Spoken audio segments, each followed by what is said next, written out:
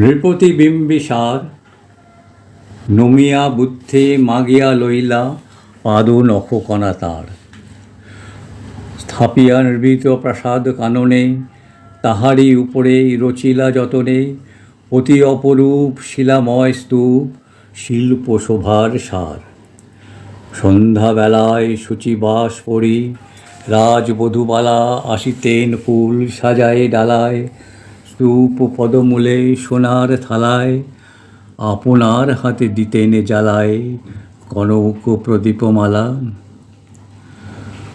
অজাত শত্রু রাজা হলো যবে পিতার আসনে আসি, পিতার ধর্ম শোনিতের স্রোতে মুছিয়া ফেলিল রাজপুরী হতে, সঁপিল যজ্ঞ অনলে আলোতে বৌদ্ধ শাস্ত্র রাশি।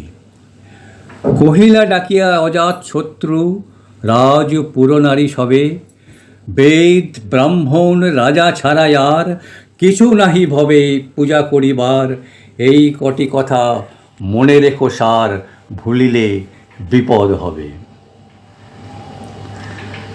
সেদিন শারদ দিবায় অবসান, শ্রীমতী নামে সে দাসী পুণ্য শীতল সলিলে নাহিয়া, পুষ্প প্রদীপ থালায় বাহিয়া রাজ মহিষীর চরণে চাহিয়া নীরবে দাঁড়ালো আসি।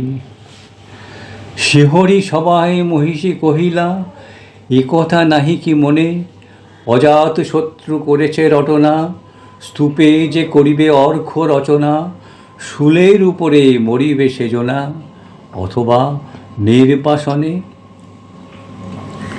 সেটা হতে ফিরি গেল চলি ধীরি বধূ অমিতার ঘরে, সম্মুখে রাখিয়া স্বর্ণ মুকুর বাঁধিতেছিল সে দীর্ঘ চিকুর, আঁকিত ছিল সে যত্নে সিঁদুর সীমন্ত সীমা পরে।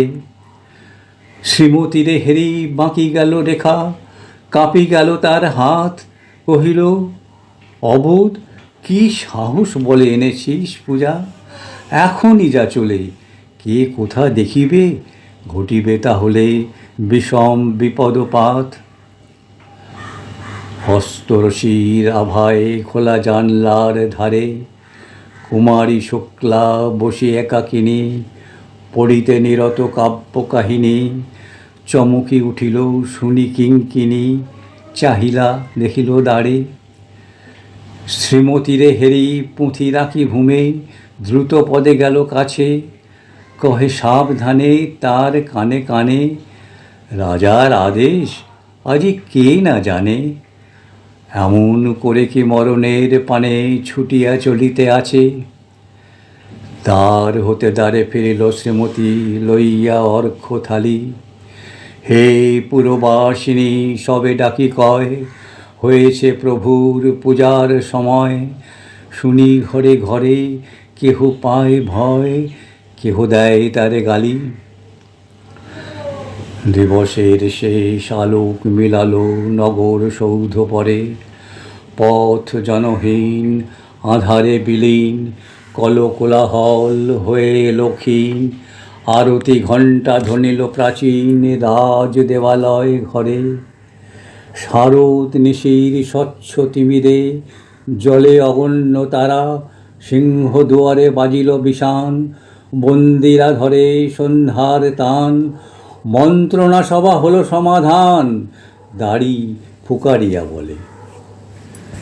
এমন সময়ে হেরিলা চমকি প্রাসাদে প্রহরী যত, রাজার বিজন কানন মাঝারে স্তূপ পদমূলে গহন আধারে, জ্বলিতেছে কেন যেন সারে সারে প্রদীপমালার মতো। মুক্ত কৃপাণে পুররক্ষক তখনই ছুটিয়া শুধালো, কে তুই ওরে দুর্মতি, মরিবার তরে করিস আরতি। মধুর কণ্ঠে শুনিল শ্রীমতী, আমি বুদ্ধের দাসী।